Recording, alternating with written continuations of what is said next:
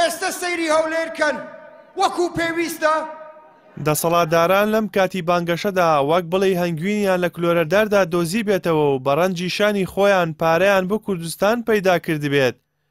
کردنەوەی شەقامێک و قیرتاوکردنی ڕێگەیەک بەو پەڕی منەتەوە بە خەڵکی دەفرۆشنەوە. پارتی وەکێتی لەم هەڵبژاردنەدا هیچ درۆیەک نەماوە بۆ خەڵکی نەکەن. ناچار لەسەر حساب و موچەی خەڵک دەستیان بردووە بۆ کردنەوەی تو لە ڕێگاکان و قیرتاوکردنی شەقامەکان. ئەم دەسەڵاتە گەندەڵا کە 33 ساڵە وەک زەرو لە جەستەی ئەم وڵاتەدا بڵاو بووەتەوە و هەموو جومگەکانی ژیانی گرتووە، ئێستا لە وەرزی هەڵبژاردندا وەک گورکێکی برسی پەلاماری گیرفانی خەڵک دەدات.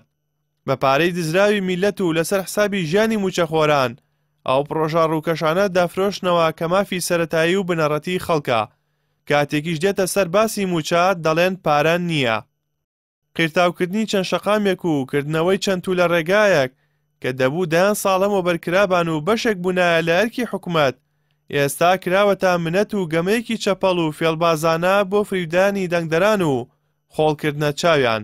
ئەوەی ئامادە بووە خاک بفرۆشێ چۆن ئێستا دڵسۆزی خاکەکەی دەبێت. پارتی وەکێتی دوو ڕووی یەک دراوی گەندەڵین. لەم هەڵبژاردندا هیچ درۆیەکیان نێشتوێتەوە کە نەیکەن و هیچ بەڵێنێکیان نەماوە کە جێگەی باوەڕی کۆمەڵانی خەڵکی کوردستان بێت.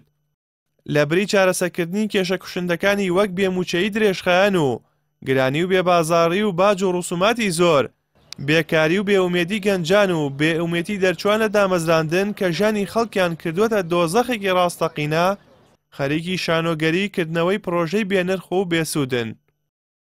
ئەم هەڵسوکەوتانە لەسەر خوێنی موچەخۆران و مافی زەوتکراوی میلەت ئەنجام دەدرێن، نەکوەک خزمەتێکی حکومی کە دزیەکی ئاشکرایە لە سامانی گشتی بۆ گیرفانی حزب و دەستکەوتی کەسی. ئەم دەسەڵاتە کە تەنیا خەریکی چاندنی ئاڵای حزبی و دەستکەوتی تاکە کەسیە و هیچ بایەخێک بە ژیانی هاوڵاتیان نادات، خەڵکی کوێر کردووە لە ئاست کێشە گەورەکانی وڵات.